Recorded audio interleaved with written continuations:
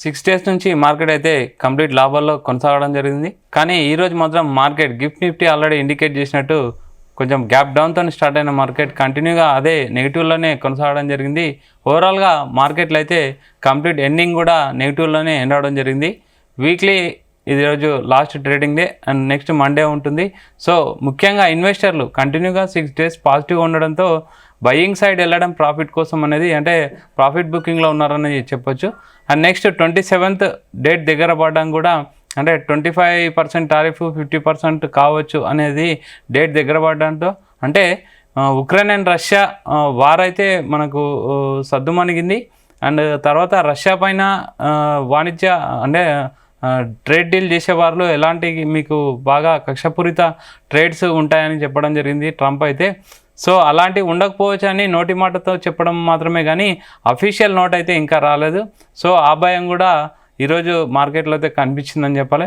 So market next ఎలా ఉండబోతుంది and ఈరోజు ముఖ్యంగా సెన్సెక్స్ చూసుకుంటే 693 పాయింట్లు అయితే మైనస్ అయిపోయి 81,306 దగ్గర క్లోజ్ అవ్వడం జరిగింది. నిఫ్టీ చూసుకుంటే 213 పాయింట్లు అయితే నష్టపోవడం జరిగింది. 25,000 మార్క్ను అయితే దిగువగా క్లోజ్ అవ్వడం జరిగింది. బ్యాంక్ నిఫ్టీ చూసుకుంటే 606 పాయింట్లు మైనస్లో ట్రేడ్ అవ్వడం జరిగింది. అండ్ స్మాల్ అండ్ మిడ్ క్యాప్లు కూడా కొంచెం ఫ్లాట్గానే క్లోజ్ అయినాయని చెప్పాలి.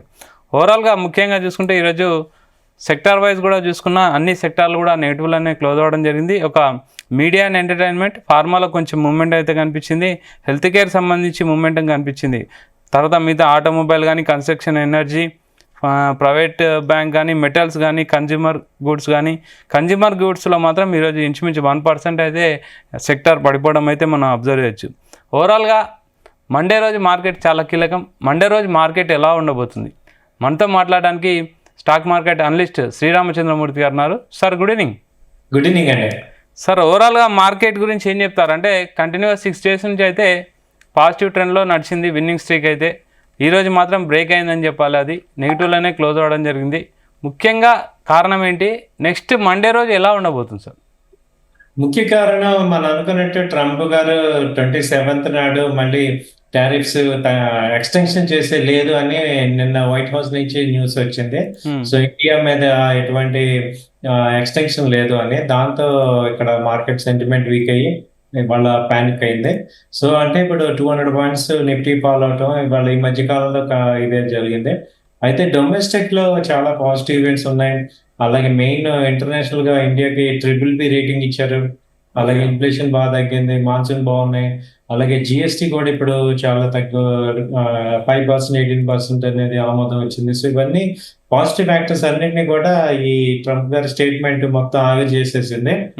సో దీంతో ఇప్పుడు ఏముందంటే మేజర్ గా మార్కెట్స్ ఒక కరెక్షన్ అయ్యే మూడు కాకుండా ఇవాళ ఆ న్యూస్ కి రెస్పాండ్ అయింది. బట్ మండే కొంత పాజిటివిటీ ఉంటే ఇక్కడ సపోర్ట్ తీసుకోవచ్చు. చాలా రోజుల నుంచి ఈ నిఫ్టీ తీసుకుంటే మనం 24,600 దగ్గర మేజర్ సపోర్ట్, అలాగే బ్యాంక్ నిఫ్టీ 55,000 దగ్గర మేజర్ సపోర్ట్ తీసుకుంటున్నాయి. సో ఈ ఎక్స్పైరీ కూడా అక్కడే తీసుకొని రివర్స్ అయ్యే ఛాన్సెస్ కనపడుతుంది. అంటే 25,000 మార్క్ అయితే ఎక్కువ రోజులు హోల్డ్ చేయలేకపోయింది సార్. అంటే మండే కూడా సపోర్ట్ అండ్ రెసిస్టెన్స్ ఏ విధంగా ఉంటాయి? అవునా, 25 ని నిఫ్టీ హోల్డ్ చేయలేకపోతుంది, మేజర్ రెసిస్టెన్స్ అవుతుంది. ఎందుకంటే బ్యాంక్ నిఫ్టీ కూడా బ్యాంకింగ్ స్టాక్స్ కూడా సపోర్ట్ ఉంటే కానీ అది బ్రేక్ అవ్వదు. ఈ మధ్య HDFC bank split stock bonus offer తో అది కొంత డౌన్ అయింది. దాని వల్ల కూడా మార్కెట్స్ డౌన్ అయినాయి. సో బ్యాంక్ నిఫ్టీ కానీ ఆ HDFC న్యూస్ కూడా ఒక ఇంపాక్ట్ అవుతుంది. సార్ ఇప్పుడు ప్రజెంట్ ఓవరాల్గా ఇలాంటి సిచ్యువేషన్లో కూడా మనం మార్కెట్లో ఏదైనా స్టాక్స్ బై చేయొచ్చా? The best stocks realty stocks బాగున్నాయండి. లోదా కానీ, అలాగే గోద్రేజ్ ప్రాపర్టీ బాగుంది, 2050లో అలా ఉంది ఇది. అలాగే ఐటీ స్టాక్స్ లో బాటమ్ అవుట్ అయినాయి. TCS కానీ, తర్వాత ఇన్ఫోసిస్, సో ఎట్సెట్రా. ఇవి ఒక 3 months ఆర్జన్ లో బై చేసుకుంటే మంచి రివర్స్ వస్తుంది.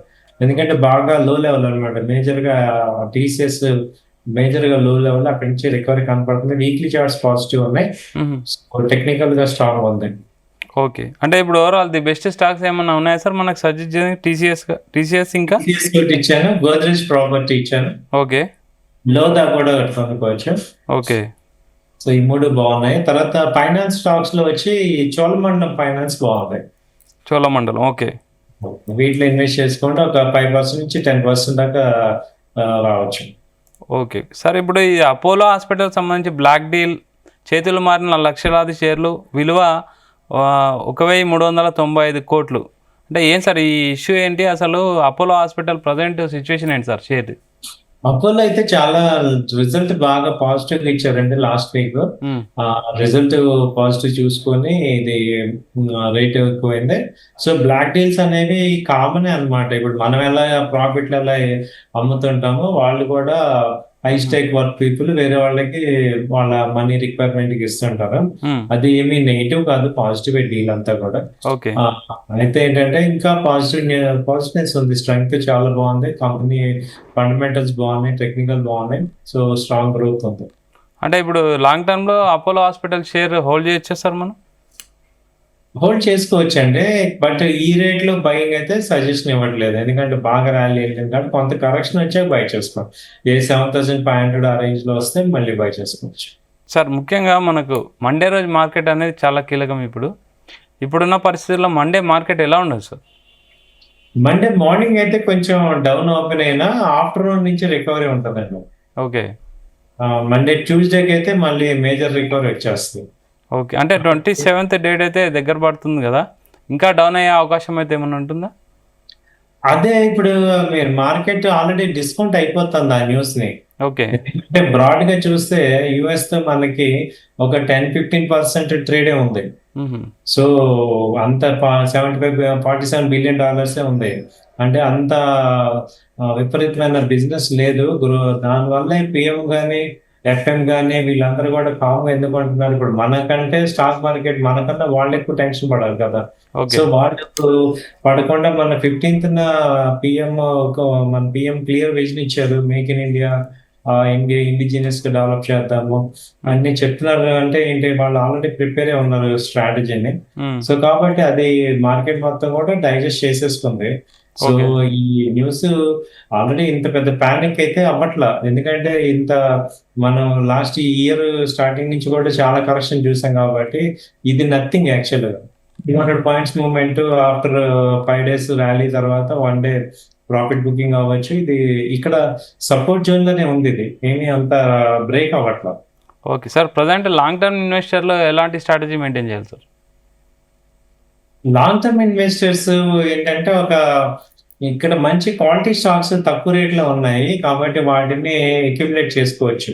ఓకే, టీసీఎస్, ఇప్పుడు నేను చెప్పిన టీసీఎస్ కానీ, అలాగే ఇది చెప్పే గోద్రేజ్ ప్రాపర్టీ దాదాపు 3,000 నుంచి 2,000కి వచ్చింది, అలా బై చేసుకోవచ్చు. అలాగే మంచి కంపెనీస్ చోళమండలం ఫైనాన్స్ 1,800 నుంచి 1,500కి వచ్చింది. అలాగే బజాజ్ ఫైనాన్స్ మంచి కంపెనీస్ ఉన్నాయి. వీటిల్లో పర్సిస్టెన్స్ ఉంది, అది 6,000 నుంచి 600 నుంచి 5,500 అలా ఉన్నాయి.